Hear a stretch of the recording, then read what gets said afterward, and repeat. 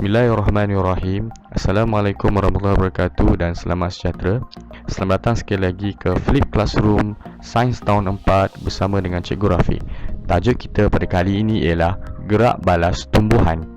Jangan lupa untuk subscribe di YouTube channel Cikgu Rafiq untuk melihat video-video pembelajaran yang lain. Apakah objektif pembelajaran kita pada kali ini? Pada kali ini, murid-murid perlulah dapat mengklasifikasikan 2 hingga 4 bahagian tumbuhan yang bergerak balas terhadap rangsangan. Kriteria kejayaan kita pada kali ini, pertama, murid-murid dapat mengenal pasti bahagian tumbuhan yang bergerak balas terhadap rangsangan. Yang kedua, murid dapat membuat perhatian, inference dan kesimpulan terhadap penyiasatan bahagian tumbuhan yang bergerak balas terhadap rangsangan. Apa itu gerak balas tumbuhan? Selain daripada manusia, tumbuhan juga bergerak balas terhadap rangsangan. Cuma bezanya ialah rangsangan manusia dan tumbuhan berbeza. Baiklah, kita mulakan pembelajaran kita kali ini dengan mengenal pasti dulu bahagian-bahagian tumbuhan yang bergerak balas. Terdapat beberapa bahagian tumbuhan yang bergerak balas terhadap sesuatu rangsangan. Murid kenal pasti bahagian-bahagian tumbuhan yang telah murid pelajari sebelum ini. Ya, terdapat pucuk iaitu di bahagian atas tumbuhan. Terdapat batang.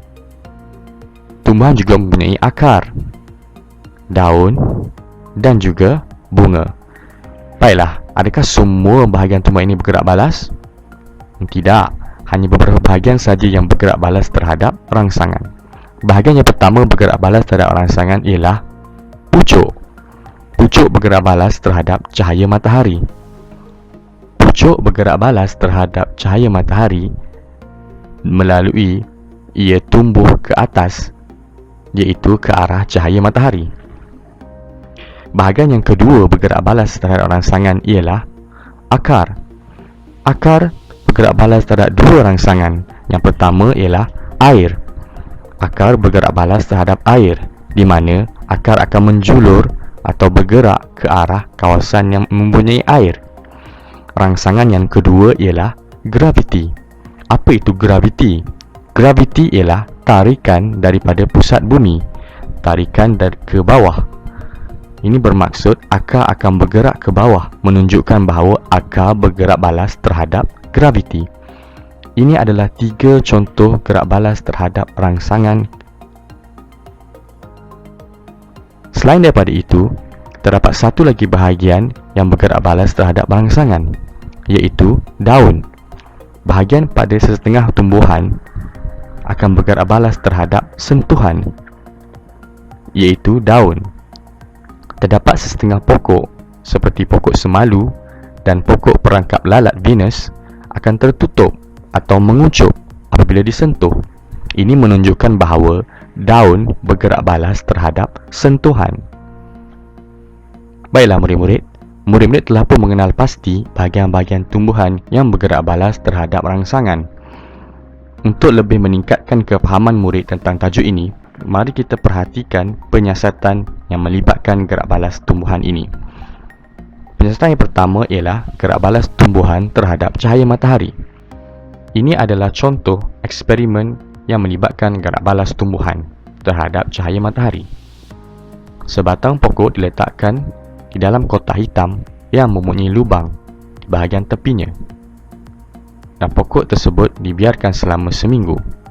Selepas seminggu, ini adalah pemerhatian yang diperhatikan. Baiklah murid-murid, dapat tak murid-murid kenal pasti apakah pemerhatian daripada penyiasatan ini? Ya, pemerhatiannya ialah pucuk pokok bergerak ke arah lubang. Berikan inference berdasarkan pemerhatian yang dibuat. Inference-nya ialah kerana pucuk bergerak balas terhadap cahaya matahari. Maka dapat disimpulkan di sini bahawa tumbuhan bergerak balas terhadap cahaya matahari. Ini adalah contoh penyiasatan yang menunjukkan gerak balas terhadap cahaya matahari. Seterusnya, contoh penyiasatan yang melibatkan gerak balas terhadap air.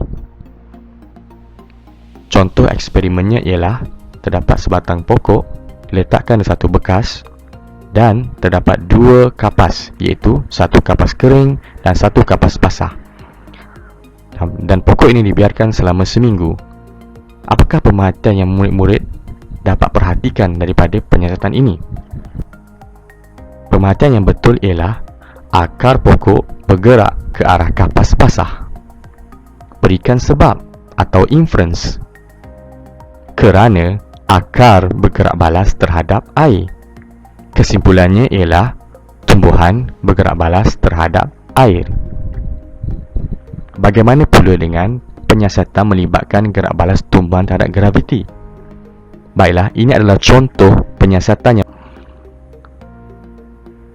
anak pokok kacang hijau diletakkan di dalam satu tiub yang mengandungi kapas basah dan dibiarkan selama seminggu. Hasilnya ialah seperti ini. Baik, dapat tak murid-murid kenal pasti apakah pemerhatiannya? Untuk gerak balas terhadap graviti, pemerhatiannya ialah akar pokok bergerak ke bawah. Kenapa akar pokok bergerak ke bawah? Inference-nya ialah kerana akar pokok bergerak balas terhadap graviti. Kesimpulannya ialah tumbuhan bergerak balas terhadap graviti. Baiklah murid-murid, jom kita uji minda kita. Dapat tak murid-murid lihat di sini, terdapat pucuk anak pokok kacang hijau ini yang bergerak ke atas.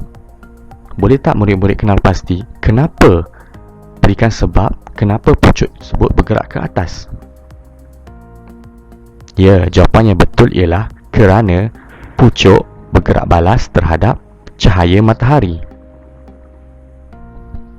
Baiklah, diharapkan murid-murid telah memahami apa yang dimaksudkan dengan tumbuhan bergerak balas terhadap rangsangan. Murid-murid telah mengenal pasti bahagian-bahagian tumbuhan yang bergerak balas terhadap rangsangan, iaitu pucuk, akar dan daun. Dan seterusnya, murid telah melihat contoh-contoh penyiasatan yang melibatkan gerak balas tumbuhan terhadap rangsangan. Sekarang, ayo kita laksanakan tugasan yang terdapat dalam buku teks muka surat 85.